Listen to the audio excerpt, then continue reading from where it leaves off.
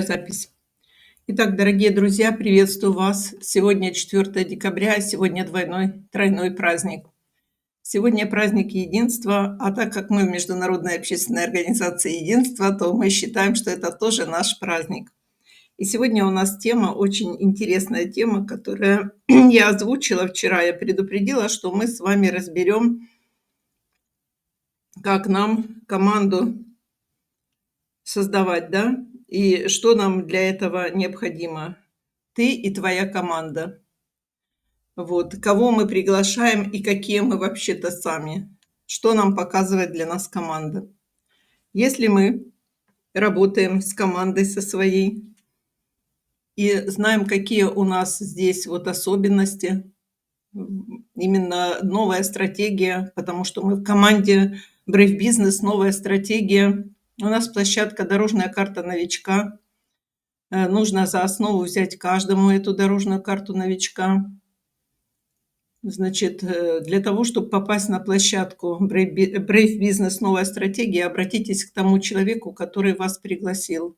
Эту ссылку вы можете для регистрации на этой площадке получить только у него. Соответственно, так как у нас сегодня такой прекрасный день, плюс для людей верующих еще праздник Казанской Божьей Матери, это те, кто относится к христианству, к православию. Ну, кто не к православию, тоже у вас там свои праздники, тоже их как-то вспоминайте, эти праздники. И мы сейчас начнем с того, что такое сильный бизнес. Сильный бизнес – это сильная команда, а сильная команда – это сильный руководитель. Вот мы, можно сказать, даже не руководители, а рекомендатели, но все-таки нас, тех, кто вас пригласил, да, и кто в первой линии, сейчас все плотнее и плотнее, жестче и жестче ставят нас, вот как в Библии написано, широкие врата ведут в погибель, а узкие врата ведут в жизнь, да, и сужается вот эта воронка, когда открыли именно с помощью Brave Business «Новая стратегия», дали нам такие перлы. Что это такое перлы? Это дали нам вот эту площадку, с помощью которой мы можем развивать свой бизнес. И если мы, вспоминайте, и вчера мы разбирали, если мы не являемся активным стратегическим партнером, это не значит, что вы через год, два, три не станете этим стратегическим партнером. Но если вы сейчас не такой, возьмите маленькими шагами и начинайте развиваться. Соответственно, что такое профессионал? Профессия брейфист – это не солдат, чтобы только выполнять задачу. Наша задача, когда мы приглашаем людей, мы способствуем их развитию. И, соответственно, получается, что задача рекомендателя самому расти и помочь вырасти другому человеку. Наверное, вы знаете такое понимание харизма. Что такое харизма? Это когда у человека он яркий, он симпатичный, он какой-то в нем огонек есть. Я не буду сейчас называть, но тот человек, о котором я сейчас говорю, этот человек здесь находится. И я говорю очень тепло этому человеку. И когда у этого человека харизмы в избытке, это тоже минус. И когда недостаточно харизмы, что это такое? Это когда ты в себя не веришь и ты не светишься. И руководитель, помните, руководитель не может быть всегда хорошим. Почему? Потому что у меня есть огромный опыт. Многолетний я руководила и собственным бизнесом, и много чего, поэтому я в этом состоянии всегда. И плюс, давайте скажем такую позицию, первый навык, опыт руководства мы получаем в родительской семье. Что это такое? Нами руководят. И мы потом берем за основу вот это поведение родителей и думаем, что это правильно. Это очень сильно проедает нас, оно в нас впитывается, и мы тогда что? Мы думаем, что вот это все можно применить, как у меня в семье. Нет, так нельзя. Потому что вот я даже будучи матерью, да, которая родила дочь и двоих сыновей. Это уже взрослые люди, да. Это люди, которые в своих семьях, и у них у каждого своя семья, и там в каждой семье свой руководитель. По природе сделано так, чтобы руководил все-таки у нас мужчина. Но если мужчина лежит на диване, он, ну, куда он поруководит? Он поруководит что? Лежать на диване рядом с ним? И что мы добьемся? Чего мы добьемся? Ничего. Но природа так создала, что мужчина – это добытчик. Мужчина – это прогресс. Спасибо. Ну, кто-то, сейчас я посмотрю, можете выключить микрофон?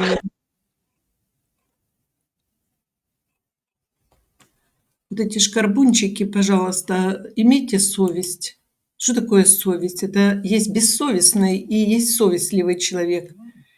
И есть бесстыжий человек, вот простыми такими словами. Если вы не понимаете, как заниматься этим, лучше слушайте все в записи, потому что мы записи даем. Не перебивайте поток, я не читаю ничего. Я говорю вам из того, что я могу сказать сама. Поэтому будьте добры, уважайте себя и уважайте в себе ту часть человеческую, которая у вас еще находится. Так вот, что такое первый опыт руководства и первый навык? Мы обретаем все-таки в родительской семье. То есть как вели себя родители, и вот так и мы тогда этот навык обретаем. Следующее. Мы приходим в супружеские отношения.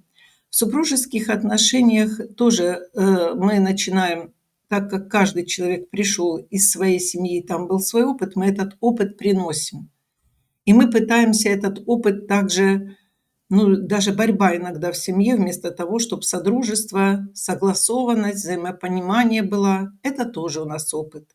В школу, давайте мы до супружества побежали в садик или в школу сбегаем. В школе тоже мы позиционируем себя как-то, да, и видим, есть у нас, выбирают в классе кого там старосту, там помощник старосты, а есть неформальный лидер. Что такое неформальный лидер? Он не будет покоряться, а почему-то не за старостой, а идут за тем неформальным лидером. Почему? Потому что есть какая-то сила у этого человека, которая идет туда, куда бы хотелось пойти, и не всегда ведет туда, куда надо. Значит, зачем я эти примеры привожу? Потому что эти примеры, они у нас у всех были точно. И мы разные вот эти вещи проживали. Вот я всегда хотела сидеть в школе на первой парте. Меня всегда сажали на последнюю. Как вы думаете, почему? Потому что на первую парту сажали тех, кто не понимает чего-то, а на последнюю тех, которые что-то понимают. И когда-то был такой у меня даже опыт, когда еще вот сейчас у нас нет такого опыта, что педагог занимается с ребенком. Я почему называю педагог, а не учитель?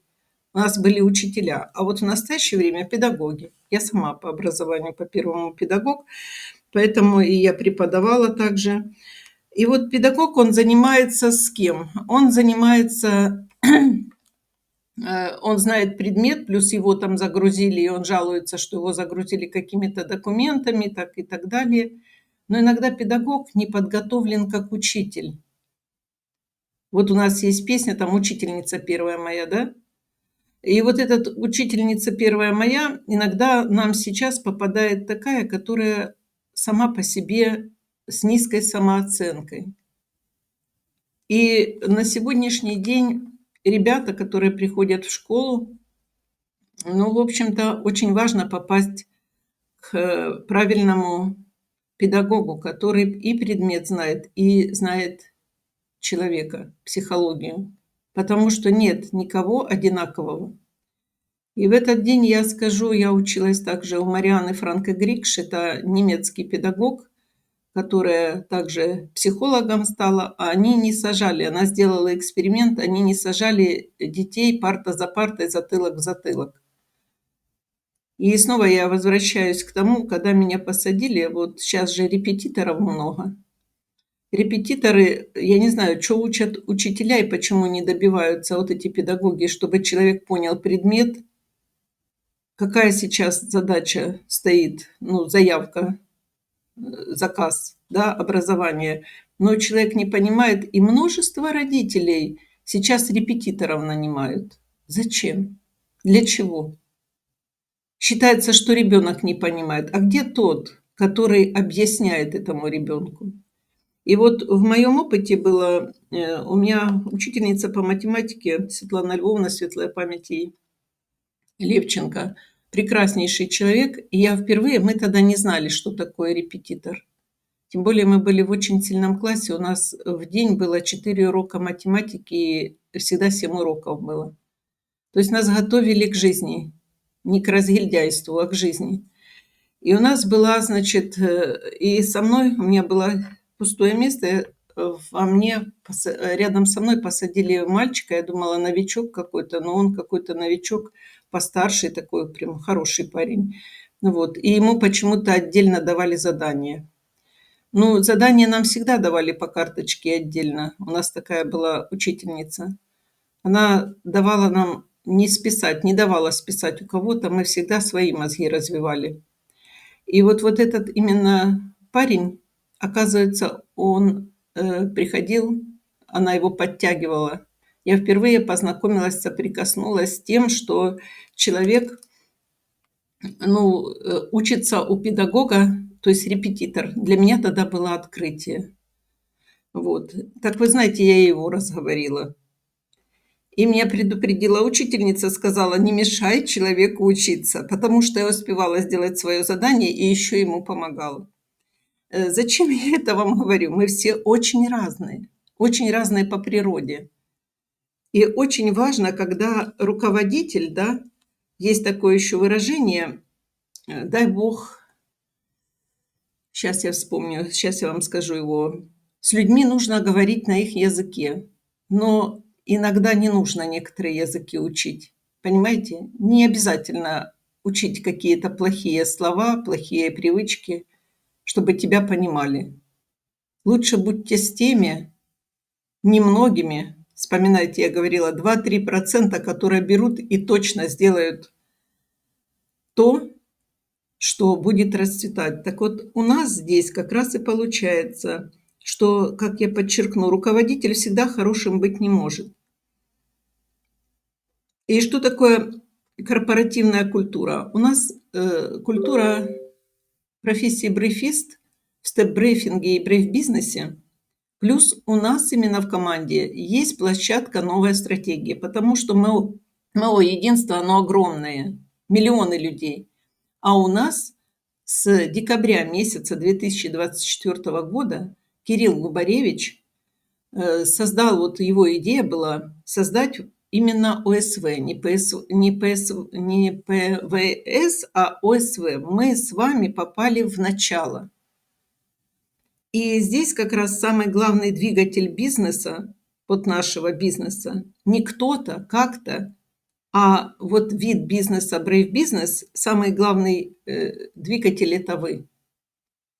Не ваш рекомендатель, не еще кто-то. Я вам живой пример. Мой рекомендатель – это Светлана Лопина.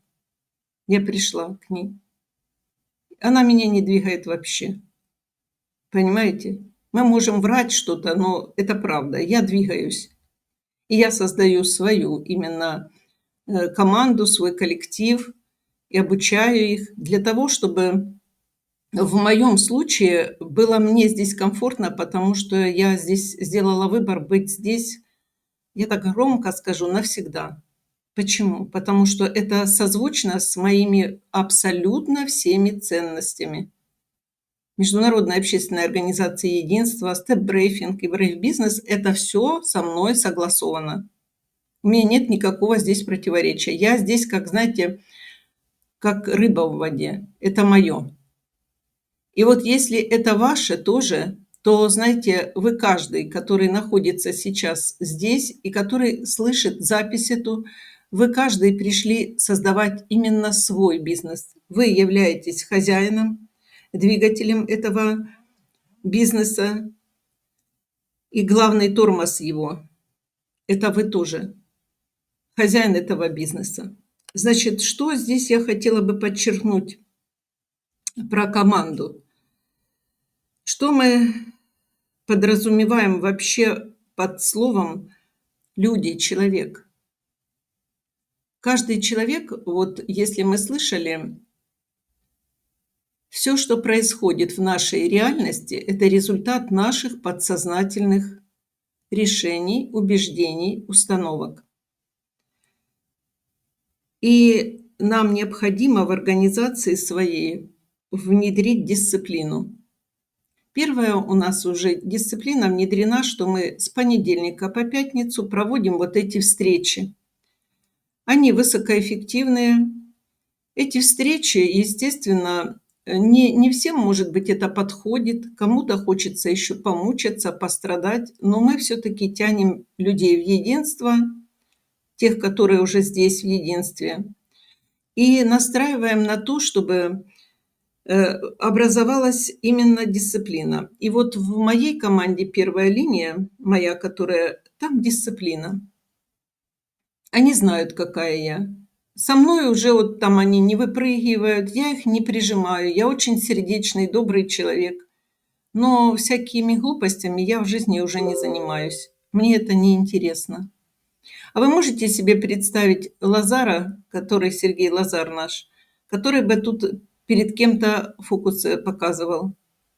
Возьмите себе за пример какого-то человека, чтобы это была та звездочка, которой вы стремитесь, вы ним или ней не станете, но на самом деле что-то делаете с собой по-иному.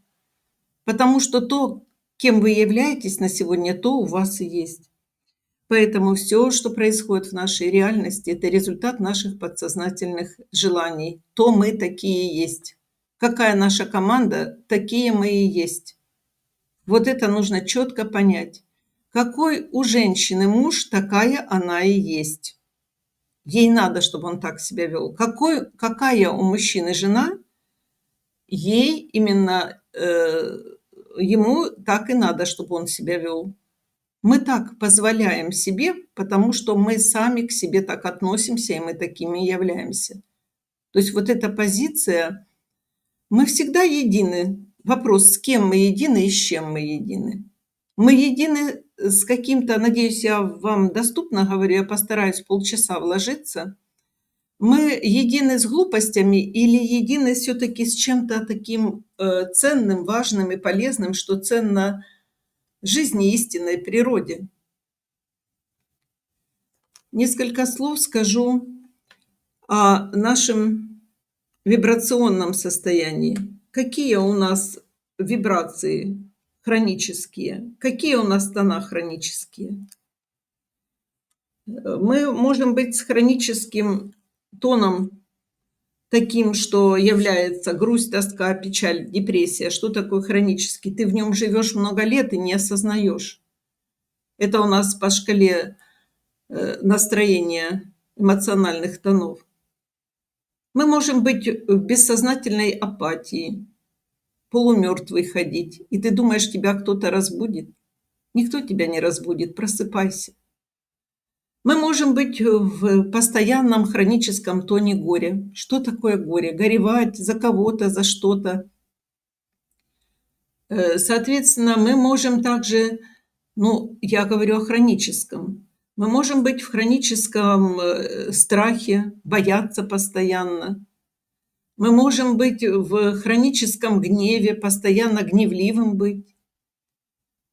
Мы можем быть в скрытой враждебности, ненавидеть мужчин или женщин, ненавидеть маму, папу, детей своих втихую. И потом страшно себе признаться, это хронь ваша. Вы можете, то есть мы можем быть в скуке, в лени, в безразличии, а неохота что-то делать, но я делаю через силу. Это тоже может быть. Или мы можем быть в хроническом тоне сильный интерес, внутренняя радость и энтузиазм. Так вот, не может быть энтузиаст с апатичным человеком в отношениях и, естественно, не пригласит к себе такого человека в свою команду. Да? Потому что, запомните, степ-брейфинг, брейв-бизнес – это ваш личный бизнес. И то, как вы его ведете, то с вами так все и происходит. И таких вы людей привлекаете. И если мы сами не являемся энтузиастами, и у нас нет сильного интереса, а мы имитируем бурную деятельность и ИБД, то значит мы все, что рядом с нами, видим, какие они, то мы такие. То есть получается, в каждой организации люди делают то, во что верит руководитель, и они отражают именно культуру руководителя. Они показывают менталитет руководителя, кто ты сам. Тогда у нас начинается мир меня, начинается с меня, а мир тебя начинается с тебя. Что ты позволяешь делать себе, с собой, тем ты и являешься. Итак, значит, любое, вот у вас, смотрите, любая компания или ваша организация, поймите, вы, если у вас уже 7 частей, вы можете получить документ от правления Международной общественной организации Единства благотворительной о том, что вы являетесь сотрудником, членом, да, моего единства. И кодекс этики вы выполняете, вы приняли решение, например, быть в команде, скажем, ну, вот те, кто сейчас слушает, это мои люди, значит, вы приняли решение быть со мной. Значит, я иду и отвечаю за свое поведение, за свою самоорганизацию, за свою самодисциплину. И, соответственно, в каждой организации, и вот мои люди делают то, во что я верю. И я им это передаю, и, соответственно, мои люди также, они дальше продолжают передавать то же самое. Я же не искажаю того, что предложено именно в степ-брейфинге и брейф-бизнесе. Я иду как, ну, по-чистому. У меня нет там своих выдумулек, а я пойду еще куда-то, еще что-то. Нет, я делаю то, что предписывает, и здесь все согласно того, что со мной происходит. Также я отражаю культуру, и в моих людях это тоже отсвечивается. И мой менталитет тоже к ним подходит, потому что я говорю, друзья, если вы сюда пришли и кто-то хочет строить именно брейв-бизнес, а не только пользоваться программами, условие какое? 7 частей обязательно, 5 человек адекватных обязательно, и вы пригласите ровно таких 5 человек, какими вы являетесь сами. Дальше. Значит, компания отражает как в зеркале то, что в голове руководителя. Один к одному. Вот все, что в тебе есть, то показывают все вот эти партнеры. И тут нужно сейчас нам, если у нас был какой-то опыт не тот, который здесь сейчас предлагается, то стиль управления другой применять. Стиль управления сейчас не получается. Есть стиль направления. Любое оправдание, когда мы говорим: "Да это потому, что они, потому что он, потому что она", успокаивает вас. Но ни одно оправдание не займет место результата, который вы хотите. Оправдание – это не результат. Вы же какой-то результат хотите. И руководитель, он обязательно пройдет через какие-то страдания. Почему? Потому что выводы какие-то он берет и делает. Он проходит опыт какой-то. Почему я говорю не рекомендатель, а руководитель? Потому что вы руководите своим бизнесом тем, и отнеситесь к виду бизнеса брейв-бизнес, тем, что вы создаете надолго. Когда вы слышите Кирилла Губаревича, он говорит: не торопитесь, вы здесь надолго. Не все это понимают, эти слова. Словом можно убить, словом можно исцелить, словом можно спасти, да, и словом можно за собой полки повести. Вопрос: определились ли вы вообще, где вы находитесь? Давайте представим, мы пришли в филармонию или в Большой театр, да? Вы приходите в рабочих грязных ботинках, после где-то на цемзаводе поработали. Вы приходите еще как-то там, знаете, абы как, в фартуке, которые вы на кухне, или вы одеваете одежду другую и начинаете понимать, куда вы зашли.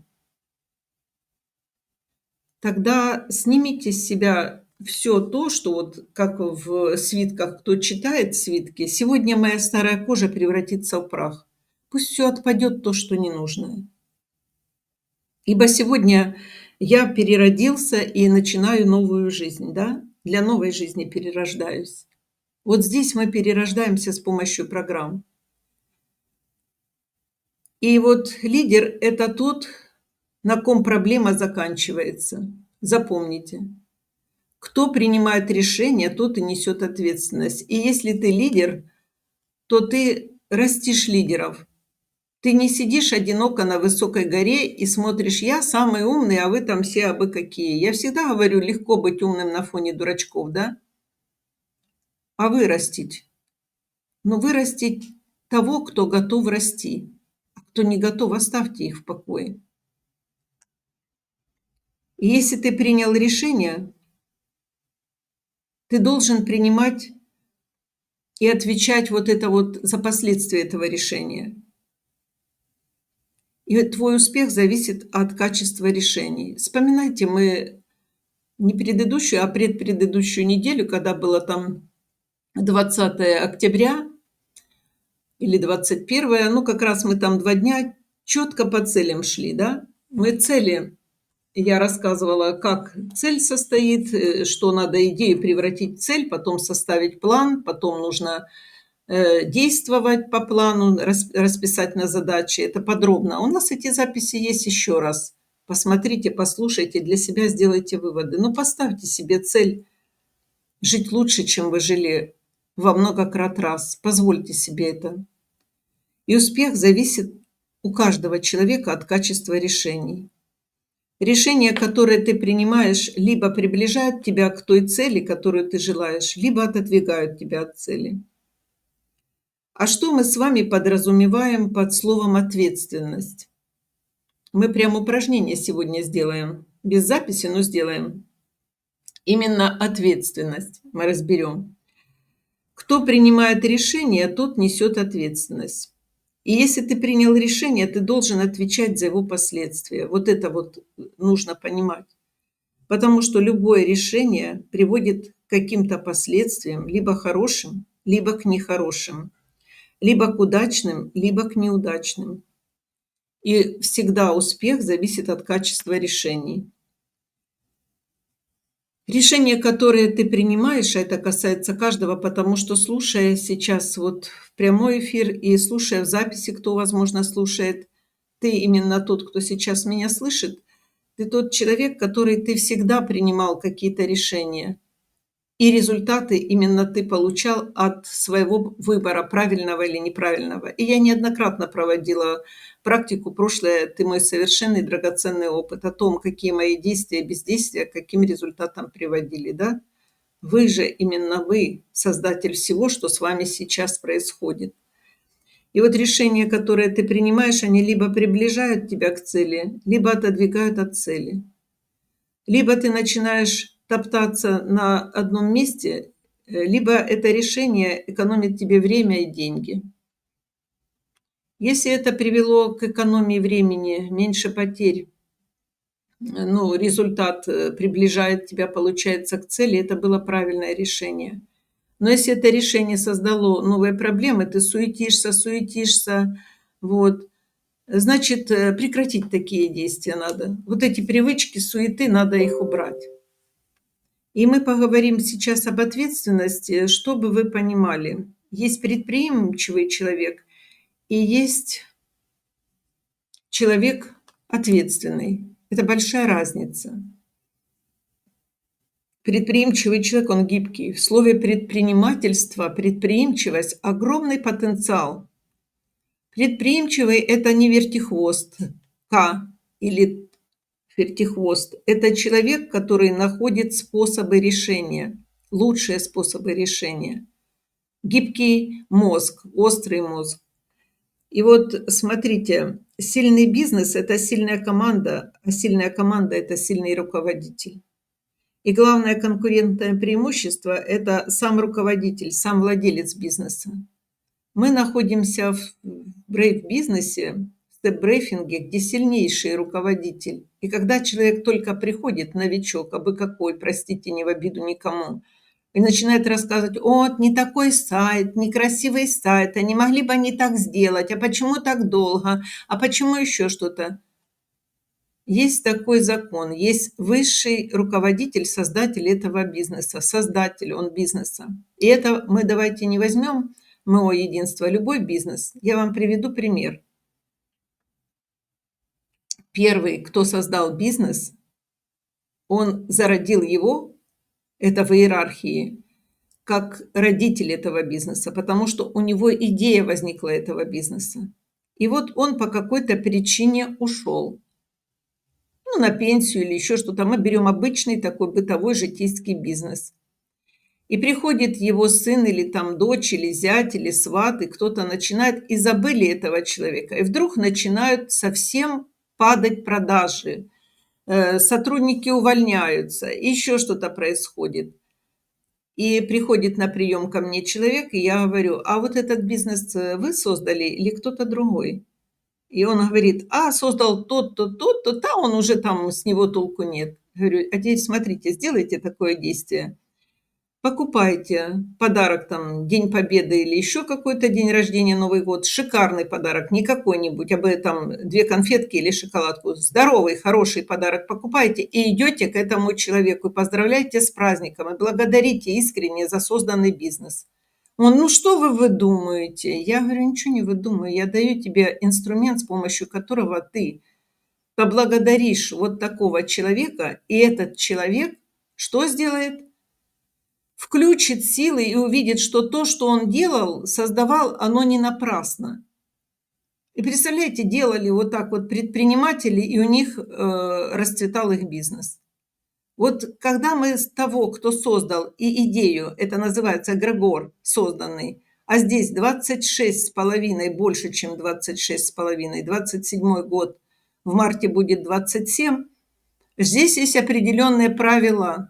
И когда кому-то говорят, а кто-то начинает: "Ой, не такой сайт, не так написали, не так сказали, а зачем вот это, ой, вот это так сложно регистрироваться, а вот это вот, а чё нас банят, когда мы заходим в этот, в новую стратегию Brave Business, чё нас блокируют?" Так вас через неделю же восстанавливают, потому что ты невменяемый, ты даже не можешь написать это. Вопрос тогда того, кто пригласил тебя, к тому, кто пригласил. Ты кого пригласил? Зачем ты его туда тянешь? Пусть этот человек просто прорабатывается. Пусть человек восстанавливает себя, сидит с этими программами. Не трогайте его, он не брейфист. Вот разделите. И получается, когда мы явно невменяемые сами, мы невменяемых приглашаем. Тогда приведите себя в порядок. И главное конкурентное преимущество – это сам руководитель, сам владелец бизнеса. Так вот, владелец бизнеса, Функнер Сергей Анатольевич – это селище. Значит, что мы делаем? Мы начинаем наконец-то разбираться, куда мы попали и для чего мы сюда. И не придумываем свои придумульки, которые вообще они никому 100 лет не интересны. Особенно беда – это те, которые, не буду называть, эти интеллект-тренера. Их научили: я королева, я король, я царь, я еще что-то. Ты посмотри, царь, где ты находишься, или королева. Что вокруг тебя и в каком ты состоянии? А? Вот эти вот моменты. Соответственно, помните, профессионал, а профессия Brave Business – это не солдат, чтобы только выполнять задачу. Наша задача – помогать вырасти людям, которые способны к развитию и росту, которые не утратили это. А те, которые утратили, пусть прорабатываются в программах, и когда-то, возможно, они возродятся, у них ясность появится, и они тогда самостоятельно начнут говорить, что я готов заниматься, изучать и выполнять то, что в степ-брейфинге и брейф-бизнесе.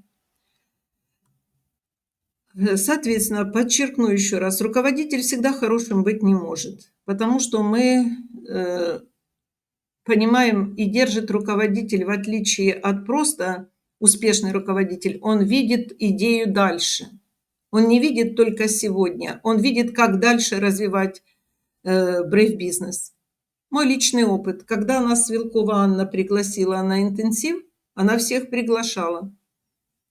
Я пошла, и пошла со мной Тарадина. Тарадина ничего еще тогда вообще не понимала, но спасибо, она пошла, потому что она доверяет мне. Это моя первая линия, Светлана Тарадина. И она пошла тоже. И она делала, может быть, на автомате что-то, но она молодец, всегда все выполняла. Когда я пригласила, не буду называть кого, нескольких человек, они мне сказали: да, это же вообще космос, куда мы пойдем? Так мы же в такой организации, мы в космосе, мы и есть. Вы вообще соображалку свою включаете, где вы находитесь?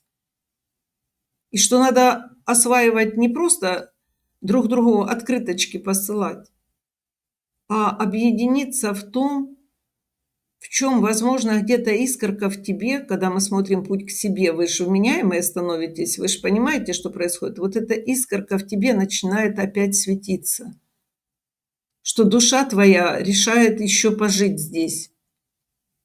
А значит, если она решает пожить здесь, то самый главный двигатель, помните, самый главный двигатель это любого бизнеса — это хозяин бизнеса. И вот вы станьте хозяином своей жизни и хозяином бизнеса.